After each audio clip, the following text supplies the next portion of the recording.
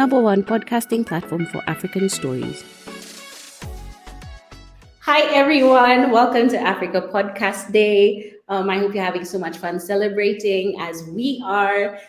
Today, or right now, I have Sinatou and Kim Fox. I'm really excited to have both of you here, and we will be talking podcast festivals in Africa. Sinatou is the founder of OHO Podfest, which is the podcast festival in Francophone Africa. And Kim Fox is the founder of Podfest Cairo, the first ever podcast festival to have been had on the continent. She was the lucky one who had it before COVID came and took over everything. So it is really an honor to have you both here, ladies. Hi. Hello. Hello. Hi. So, like I like to start my panels, I would like you to introduce yourself and tell us something about yourself, or how would you introduce yourself to people? Because I always say what I think is important about you might not be what you consider important. So, Sinatou, would you like to start us off? Tell us who you are and a little bit about yourself. Okay, thank you, Gatoni, and nice to meet you, Kim. I'm very happy to be here with you. So I'm Sinatou Saka. I'm Beninese, and I'm founder of OHO Podfest. In a real life, I'm journalist for Radio France International. My passion is very linked with audio because my mother worked in radio, and we growing with radio at the home. And yes, this is a passion begin, I think, 20 years. So yes, I'm very happy to be here to discuss OHO Podfest. Thank you for being here, Kim. I love that. I love that passion of growing up listening to radio and, getting that handed down from family members. It's a great tradition.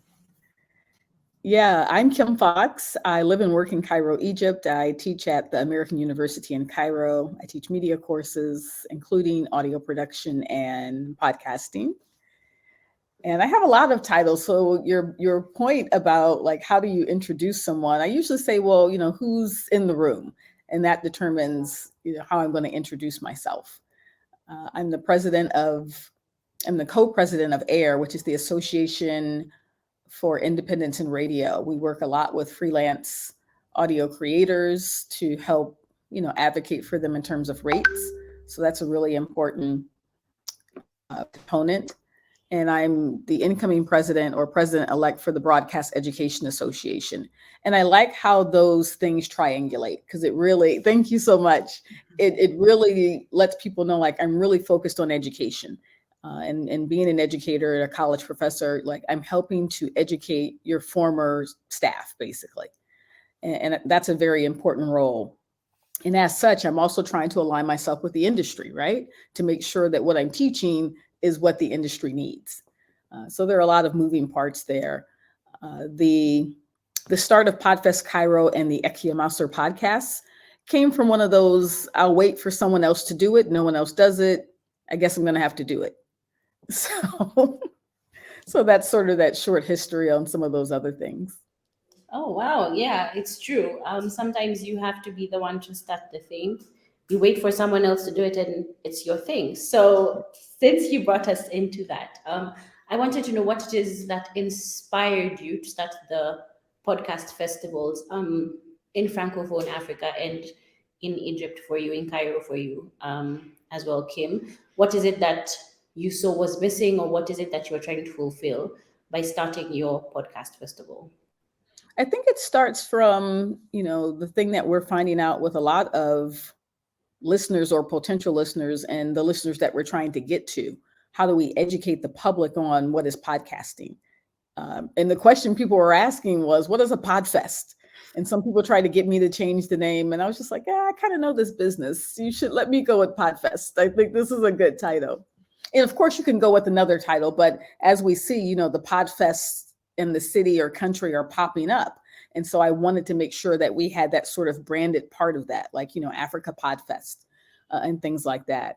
So our goal is to do what most of the Podfests are trying to do, is to bring our communities together and to share knowledge, to create a community, to see what everyone else is doing.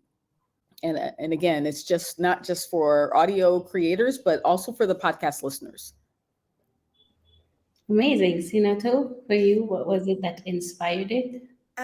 I think Podfest Cairo is an inspiration for us for beginning, and Africa Podfest from Nairobi. This is a great inspiration again. Um, for us, this is very important to create a community of listeners and listen podcast together. This is very a first idea. How can we create groups with different podcasters and create together, listen together, and show a world, um, our world to the podcast industry. This is very first reason. That is very true. We do need to show our world. And yes, we have to shout out Africa Podfest because even this day, as we are celebrating it, would not exist if it wasn't for Josephine and Melissa. So, hi, ladies. They're doing amazing work as well in the festival space. So, when you were planning the festivals in your spaces, in your little communities and everything, what are the challenges that you faced when it comes to, for example, Kim, you're saying the name Podfest, and people are like, what's that? What are some of the challenges you faced? Sinato? Yes, I think first challenging is to find money to create this event. This is a great a first challenge because it's really important for us to do a workshop and formation and very. It's not just a festival, just talks. It's also formation and workshop and very practical session. And to do this, we need to pay different person, different people, and we need to money. We need money, so it's not easy to found. But I'm really happy because we have found from Africano Fighter to do this formation session, and I'm really grateful to Africano Fighter. But yes, I think money it's a first challenge, and it's not easy to find a great speaker, woman great speaker, to say yes. We want to we want to come with you and talk our passion. We have many men podcasters, and we don't found a woman who accept our invitation. And for me, this is a great challenge because I can't do a festival without women. So yes, this is a second challenge for me. Found great woman speaker. Amazing. It's very interesting that that's a conversation I've been seeing happening in podcasting where everyone's like, where are the women? There's a lot of women. I've seen a lot of tags happening on LinkedIn. There's a podcast that was just started for women in color in podcasting as well in America. So it's very interesting that you're also being like, where the women show up, say yes when you're called. Kim, your challenges? To build on what Sinatou said in terms of getting a woman, when we did our first Podfest in 2020 before the pandemic, I was very keen to say, yes, our keynote speaker is going to be a woman. Like, in like, who is she? Where is she? I gotta find her. And we ended up getting Hannah Alam. She was working at NPR at the time, but she's Egyptian and she had lived in Cairo. So it was a really good fit for us. Someone who has this journalistic base, this narrative storytelling kind of focus, and someone who knows podcasting as well. So I'll speak to your point also about the money, because for the most part, that's not our problem with Podfest. And that's because of my affiliation with my university. and I know where the money is, and I know how to get the money. And so, just coming up with a budget. I did kind of screw up my budget this year, and I feel, I'm feeling really badly about that, because I just didn't have enough time to focus. And I say screwed it up because I didn't include the salaries of some people who are helping me. And in this economy, everyone should be compensated for the work that they do. So I'll find a way to make sure they get paid for the work that they do. And another expense that we have that I don't know that other Podfests have is for every event that we do, we always do simultaneous translation. So for example, this year we'll have an all Arabic panel, and any panelists we have, if they want to speak in Arabic, like, it doesn't make a difference. So we want everyone to say, like, look, you can come and you will be included as a part of this event. That is a big expense. I say that to say that is a costly expense, but it is surely there, and that is covered for us. Even when we did it online, we had simultaneous translation. The one thing that the university will not fund is food. So, so we're still sort of looking for someone to sponsor that component of Podfest. But in terms of getting speakers, I didn't find that that's our issue. Finding people to fill our slots as panelists or to be hosts and moderators and to conduct workshops, that hasn't been our problem. Again, having the university affiliation, we don't have to pay for space because we're having it at a university facility. So I would highly recommend that, to say that's the route that you should go. Find the university, because it's a win-win. They want the association without having to do the work, but they have the facility, so everybody's happy. That's amazing. Something new to learn for Sinatou and anyone else who decides or wants to start a podcast festival. That is amazing. And it is good to know where to find the shortcuts to be able to get the funding, because it is important for us to be able to have that. Can I add one more thing about that? And again, that's the beauty, because you can also just kind of pick it together. You can find someone to say underwrite your keynote speaker, for example. We do have the keynote speaker, and we're paying them an honorarium, again, because I'm very keen to not have people do work for free. Interesting thing about that is, usually when you invite journalists, they won't accept the honorarium. So when I mentioned Hannah from NPR, she didn't accept the honorarium. So she just took, the flight and the hotel, and we do a per diem and things like that. Again, that is the other beauty of doing the university affiliation. The university makes us itemize all of those things. So it's really a good practice, so that like, okay, I'm checking all the boxes when I'm bringing in my guest, to make sure that they are taken care of.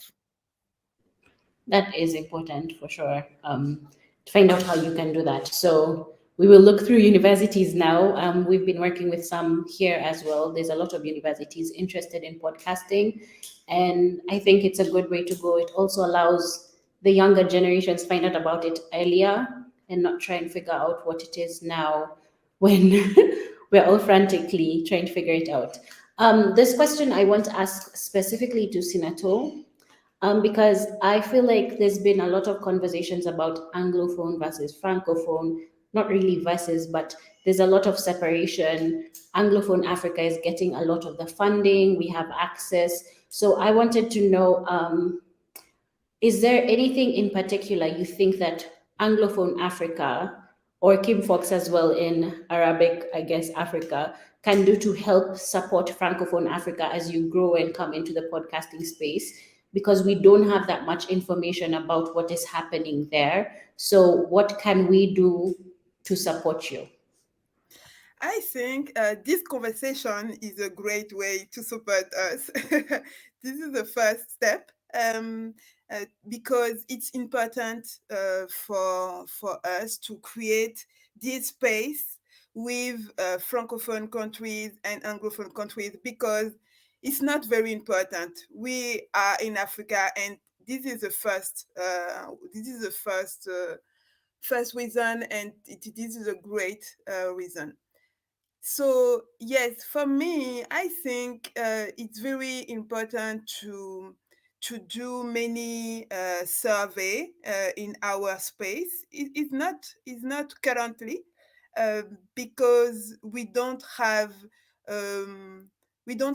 many. I don't know how can I say this in English, but methodology. We don't have models. Yes, we don't have models, and we need help to do a great study in our area. This is a very important because if you see many study on podcasting in Africa, we have many things in English countries, and we don't have anything in French countries. So it's very important to encourage these studies because it's very important to sponsor and fellowship to have a study numbers or statistics. This is very important. And I think another things important is propose. How can we promote? How Anglophone countries promote podcasts in French? This is very important because Anglophone countries have a big space.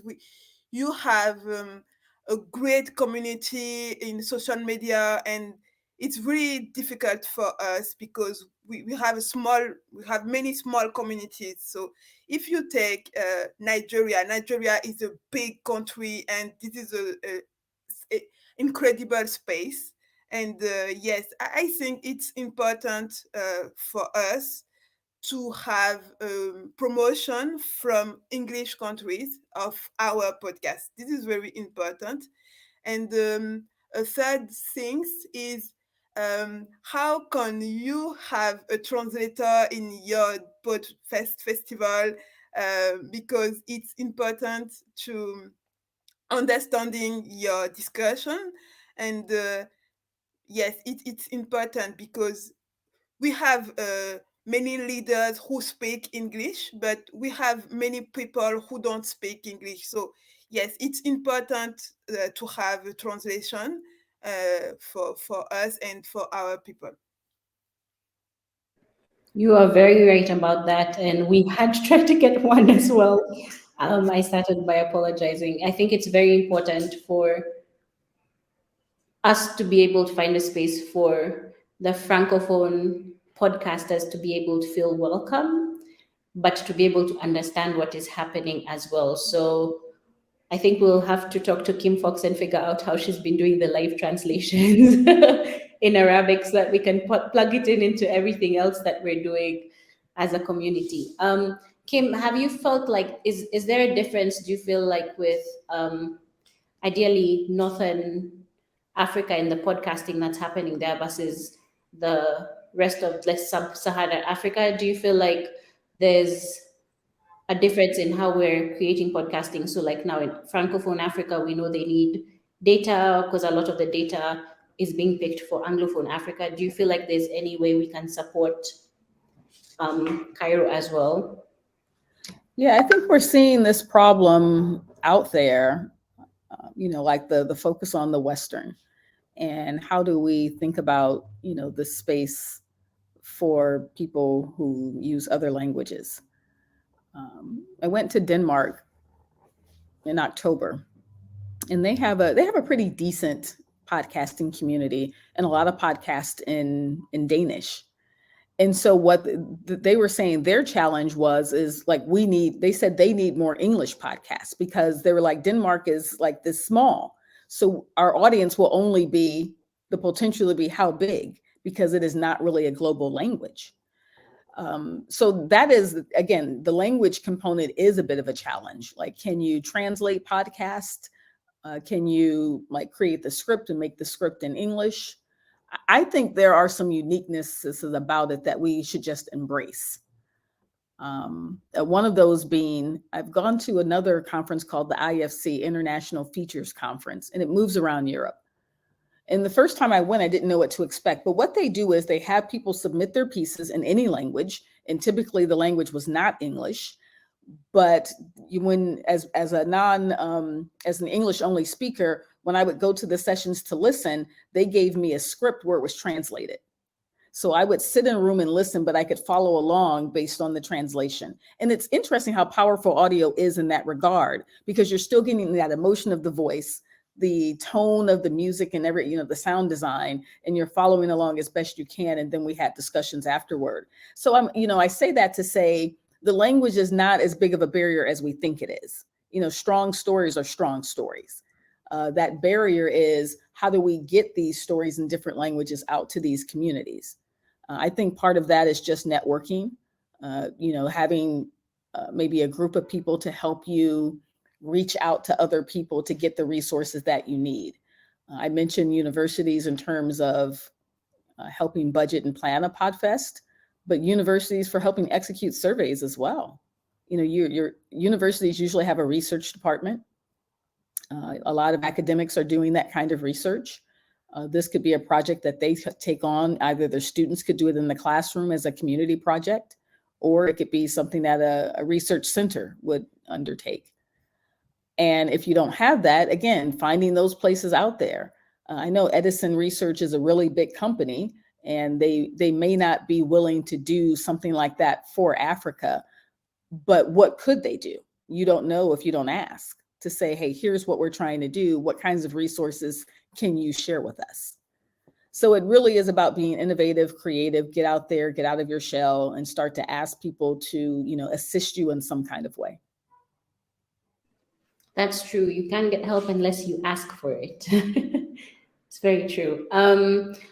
Based on my questions so far, I feel like it's been very Francophone, Anglophone. It feels like we're in three different places, but we're one big continent. So I wanted to know, because community is my passion. It's the thing that drives me. It's what I've been trying to figure out, is how can we work together to bring all of these spaces that are Africa into one community? And I know it sounds like a very big question, but in podcasting, in our little small circle, how do you feel that, what is it you feel like we can do that would be able to have us say podcasting in Africa, not Francophone podcasting, Anglophone podcasting, and that kind of thing.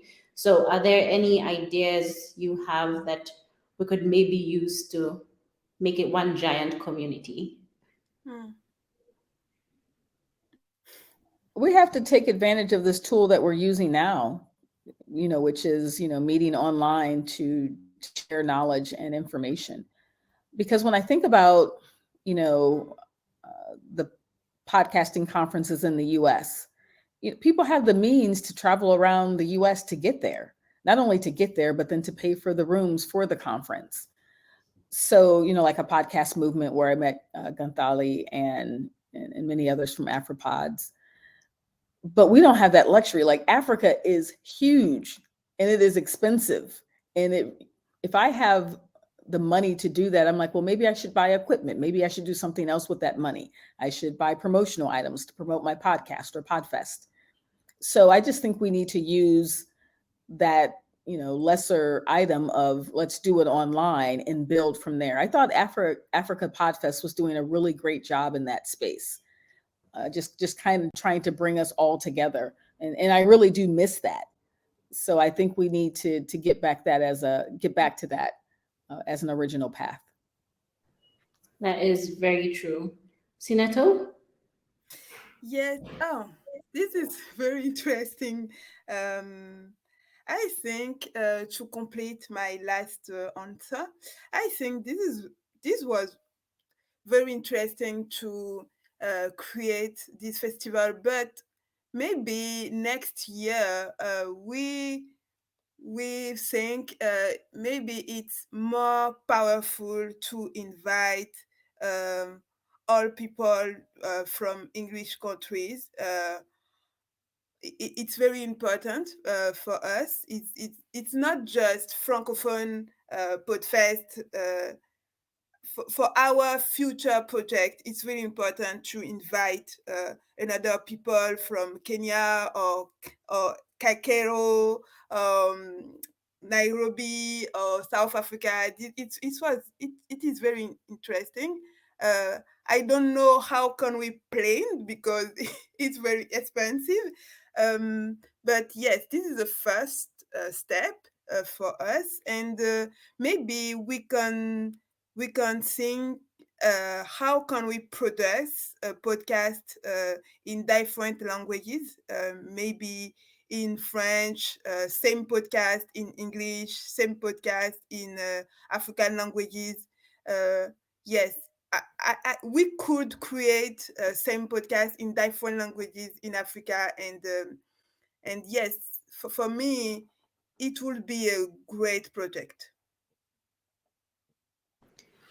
That is an amazing idea. There's only one podcast I've ever seen who does that, because they had episodes in French and English, and it would be the exact same story, and they were covering history in Africa. And I think it's very true. We can take advantage, like Kim is saying, of the internet and everything. So maybe try a hybrid super Podfest, where people in Cairo are streaming in, people in West Africa, East Africa, South Africa streaming into the Oho festival. And then as we figure out our visas and everything, because like Kim mentioned, travel does end up being expensive for a lot of people. So maybe how we can then make it more accessible here is allowing people to access it from their phones or their computers at home, but still have the element of community there. Um, on the you mentioned local languages, Sinatou, and that's one of the things I think is very important or unique about being an African podcaster is we have access to languages that are ours. I don't know how else to put it, but how would you suggest that we involve local languages in the Podfest spaces? Because I know it wouldn't be, I don't know that we'd want them to create their own Podfest, because we already have three currently, probably more on the continent. So how do we integrate the local languages in what it is that we're doing already? Hmm. Um, yes, Oho, this is a name in Fon. Fon is my mother languages in Benin, and it's important for us because Oho, uh, a voice. So the name of our podfest is not easy because we want to show it's not just a Francophone Podfest, it's African Francophone Podfest. And yes, for me, we can't create a podcast now without Africa local languages because um, most popular people is not listen French or English. My communities listen Fon, Yoruba, Gun. This is my community. So I don't touch my friend in France or London. This is my friend, but my communities, my yes, my home is Fon. My home is Yoruba, so it's very important for me. So at Oho, we create the database with translator in Yoruba and translator in Fon and translator in Wolof and Fulfulde. And we are very open to help anyone to create a podcast in these languages. And we do a link with these people to help them to create a podcast in Wolof, in Fulfulde, in Fon and Yoruba.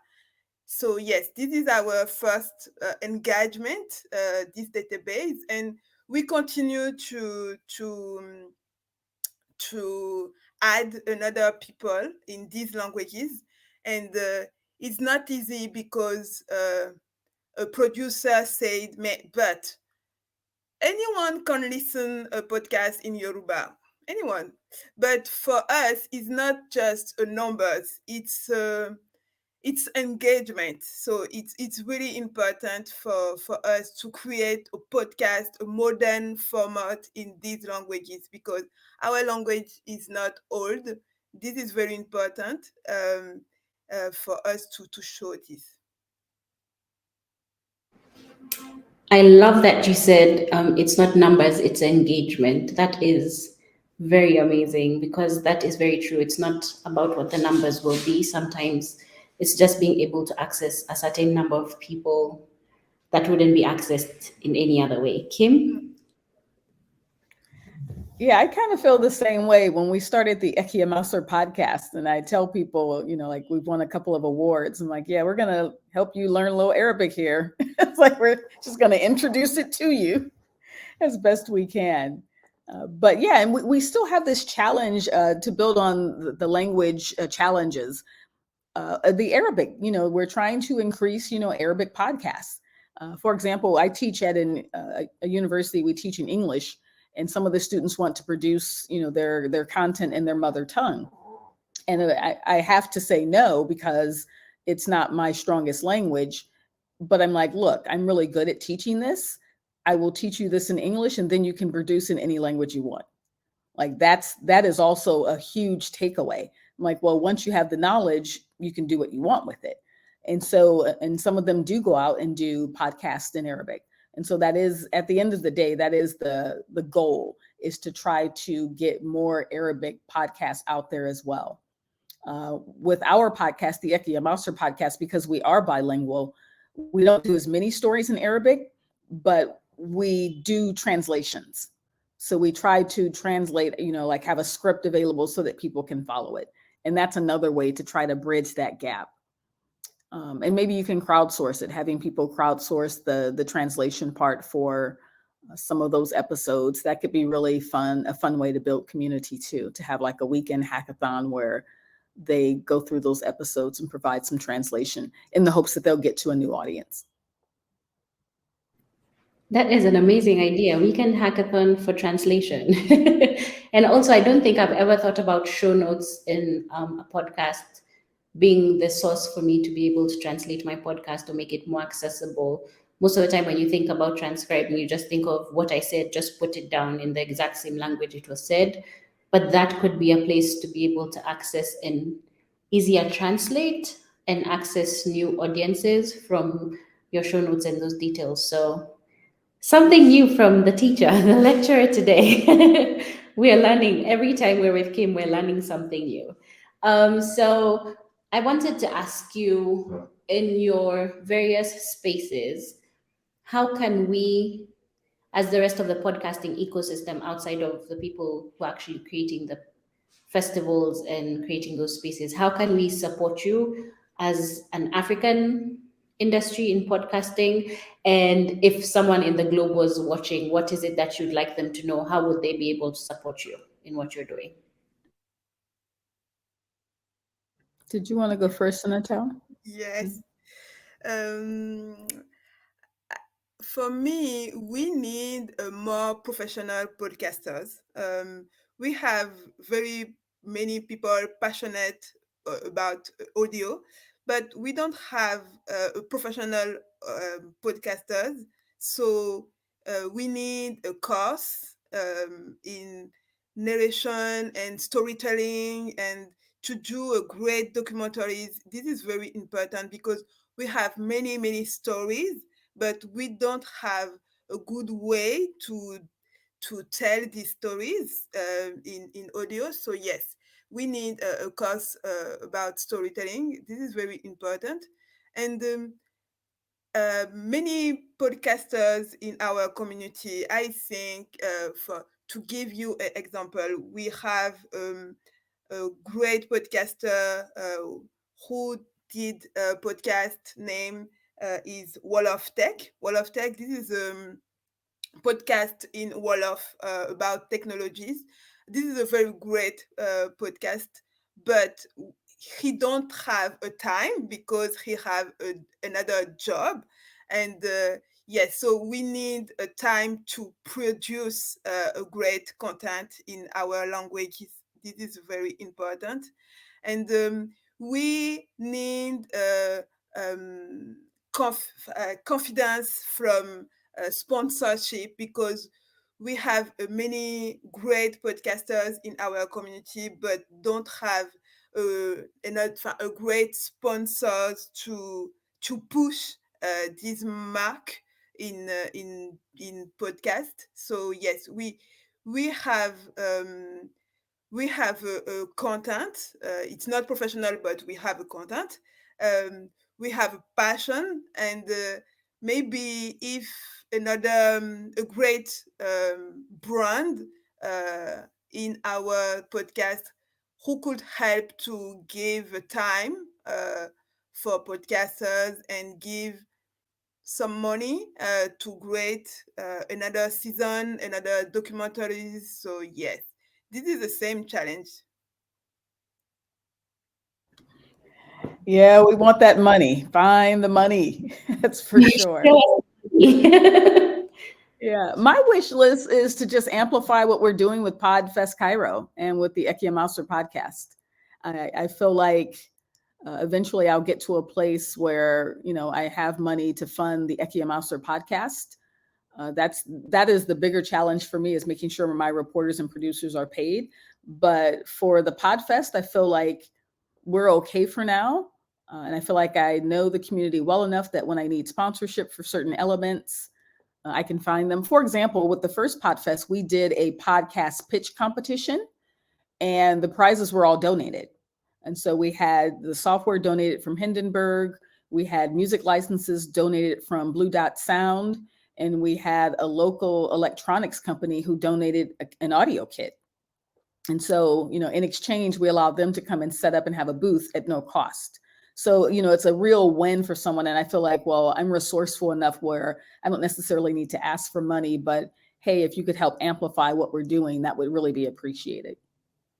I think this is a good answer because, for example, Edinburgh, I send a different email and they don't answer. I don't know if it's languages or English countries or Francophone countries, but we need your help to do a link with this brand because for this external brand, Africa is only English countries, but it's not true. So yes, if you ask American people, oh, in Africa, do you know any countries? He said, oh yes, Nigeria, Kenya, South Africa, or Cairo. So yes, it's not easy for us to propose and defend our project because for this brand, Francophone Africa is not it's not very important. Okay, so now we know Kim should share her contact with Sinatou. Maybe we need you to be the bridge in between the big brands and what we're doing because we're trying to make one big happy family. So for sure, these are the spaces, like we said, that are important because then now we can help, like we mentioned earlier, how can we be supportive? So if you need us to be the ones to contact the brands for you, then send Kim an email, say they're not responding, and then we will see how she can be able to help for sure. Kim, I know that the Podfest is happening soon, so I want to give you a chance to let us know what is happening, what should we expect, how do we get in touch with you or see what it is that's happening there? How can we plug in? We're less than a month away, so it's countdown to crazy. I'm telling you over here. But I will also say this: the team we have a department admin. Her name is Lamia, and Lamia does events. And Lamia's like, let's do this. So I do have a paid staffer, like who is involved, and it really is nice to have that. And she's helping me. She's like, look, we need to get this logo, this flyer. She's really like on me with the fire. So that's really nice. But we're on for Saturday, March 4th at our AUC Tahrir campus. That's in the heart of downtown Cairo. We'll have the biggest hall on that campus called Ewart Hall. I don't know how many people it holds. I don't think we're going to fill the space, but it's a really nice stage with the extremely large LED screen. And we'll go from about 1 until 7 p.m. on that day. It's free. Again, that's the other benefit of having a free space and having, like, it doesn't make sense to charge. at least in my purview. And I feel like charging might alienate people who are unable to charge. Like I said, we're having an economic crisis right now with the devaluation of the Egyptian pound. So yeah, just take that whole, layer away of having to pay, and admission is free. And the final thing I'll say about Podfest Cairo 2023 is that we have confirmed our keynote speaker. His name is Ramsey Tisdale. Yes. Ramsey is out of Jordan, and he's with Sout Media. They do a lot of content in Arabic. So we're excited that he's going to be on board to share all of his knowledge. He has a team in Cairo, and I know they're going to be involved as well. So again, it'll be a real nice way for us to extend, the relationship we have with them as well. Congratulations. That sounds absolutely exciting. We will be ready on the 4th to see what is happening.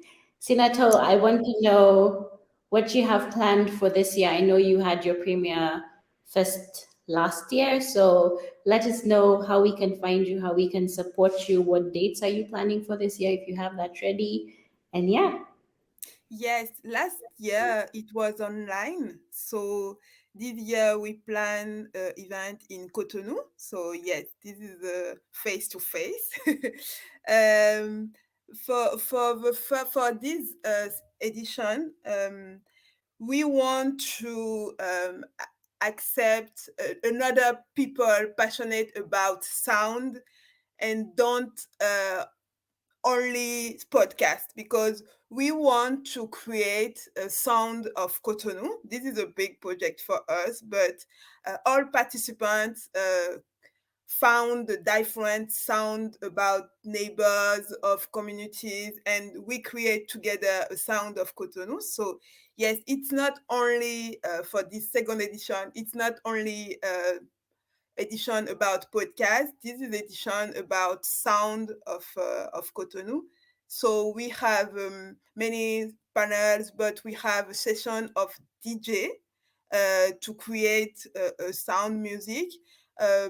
We have workshop and masterclass about creative, artistic, about sound in a city.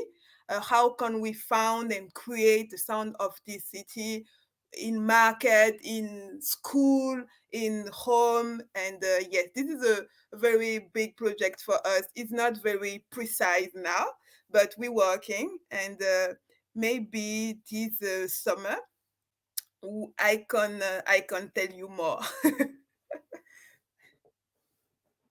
That sounds like an amazing festival. I want to buy a ticket immediately. So you have the date. Please tell us. That's a great idea. It sounds amazing. It's an audio festival, which sounds just, I'm here to see the DJ make the music, the workshops, everything sounds just like an absolutely amazing time. So for sure, once you have your dates, please share them with us. Maybe we can create a new space or platform for us to have that conversation with translators next time. So we can be inclusive. And yeah, so that when we can see how to support you as well and see how to bring in a couple of us, maybe we just want to come and see what's happening there as well. So it sounds absolutely fun. So thank you guys so much for your time. Before we go, I want you to tell us where we can find you, where we can find your festivals, and anything else. If you have one last word you want to say, this is your time. So Sinatou, do you want to start? Yes, you can find information about last year on our website. So this is ohopodfest.africa. Great. Perfect. Thank you for sharing that. And we're Podfest Cairo everywhere. We're on Instagram, Twitter, Facebook, and LinkedIn. So yeah, we're out there. Brilliant. Thank you guys so much for making the time. Thank you everyone for watching. I hope you enjoyed it as much as I did. We look forward to having these amazing podcast festivals. We look forward to working together as well. And thank you guys so much for making the time. You guys are amazing. Thanks for having us. Thank you, Anthony. Thank you, For Kim. sure.